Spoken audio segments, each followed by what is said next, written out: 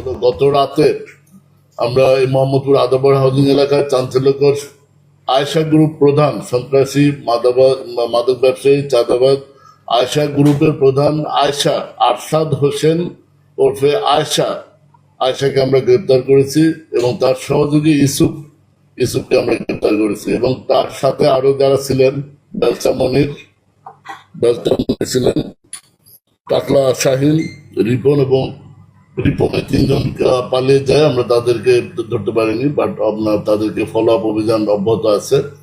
আপনারা জানেন গত ফেব্রুয়ারিতে আমরা এই অত্র এলাকার শীর্ষ সন্ত্রাসী কবজিকাটা আনোয়ারকে গ্রেপ্তার করি। এই আনোয়ার গ্রেপ্তারের পরে এই আনোয়ারের শূন্য স্থান দখল করার জন্য এই আয়েশা নিজের নামে আয়েশা গ্রুপ নামে একটি সন্ত্রাসী বাহিনী সে নিজে গঠন করে এবং এই সন্ত্রাসী বাহিনীতে রয়েছে এই ইসুফ, বেলসা মনির, টাকলা রিপন এবং আপনার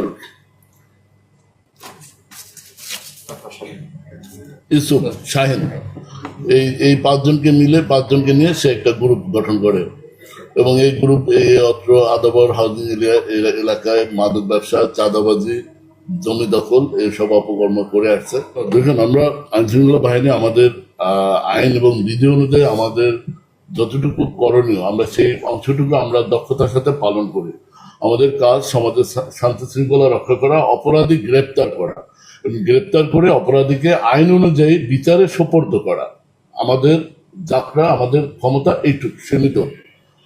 বিচার প্রক্রিয়া আমাদের আওতায় না, এই বিষয়ে আমার কোনো মন্তব্য নেই।